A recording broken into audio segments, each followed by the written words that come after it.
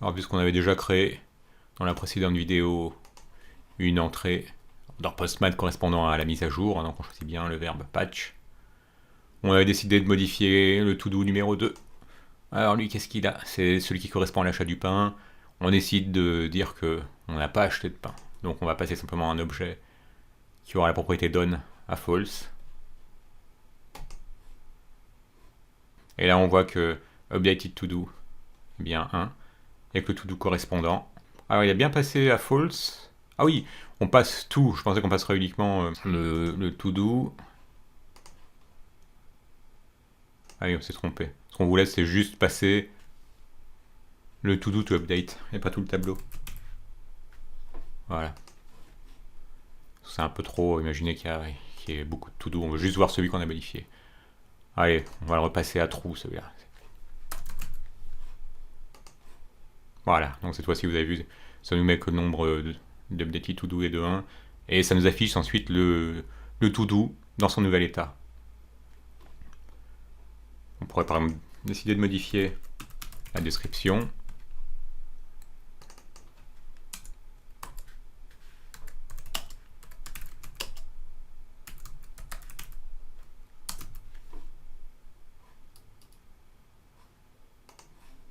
Voilà, c'est bien pris. On peut modifier deux champs en passant done. Là, il se trouve qu'il est à true. Passons-le à false.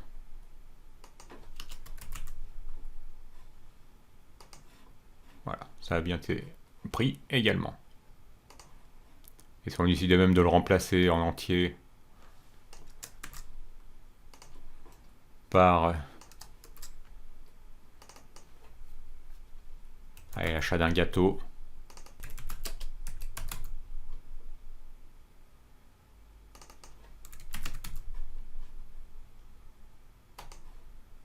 Eh bien, ça marche également. Donc, je vous rappelle la chose, on a utilisé ce nouveau décorateur, patch, c'est dans les vidéos précédentes, on n'avait pas fait de résumé du fait que la vidéo était un peu longue. Donc ce patch qui est importé depuis atnesjs/common, qui nous permet de décorer cette méthode, qu'on a décidé d'appeler updateToDo. Dans le cas d'une modification, il faut non seulement qu'on récupère l'ID qui est passé en paramètre, vous voyez, il est passé ici en paramètre, qui permet d'indiquer quel to-do existant on veut modifier, et en plus, il faut qu'on récupère le body, parce que vous avez vu qu'ici on passe un body.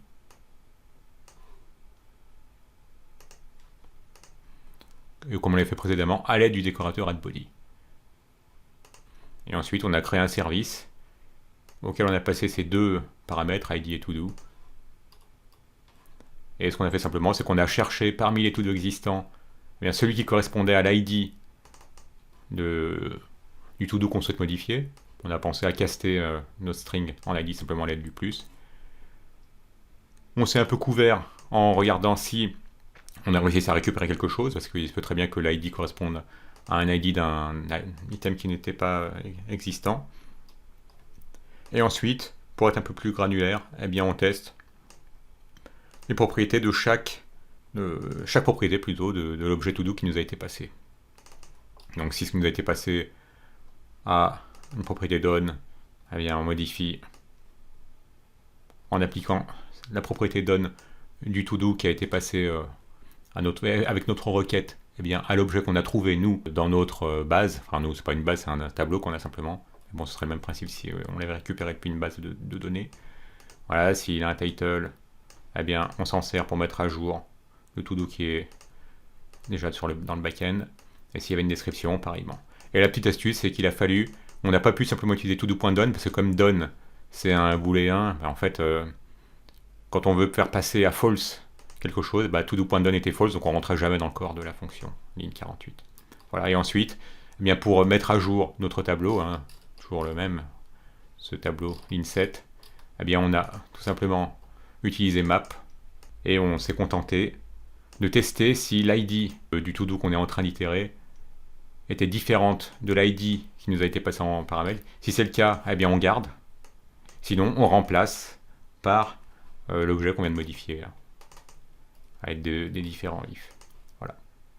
Et donc ensuite, on attribue le contenu de ce nouveau tableau à notre to-dos. Toujours ce fameux to-dos, ligne 7. Et enfin, ensuite on a retourné nos réponses custom avec une propriété qui nous indique le nombre d'updated to-do et aussi le to-do en lui-même dans son état le plus récent. Voilà, c'est pour ça qu'ici on voit bien les modifications. Voilà pour l'update, il ne nous reste plus que le delete qui va être beaucoup plus simple.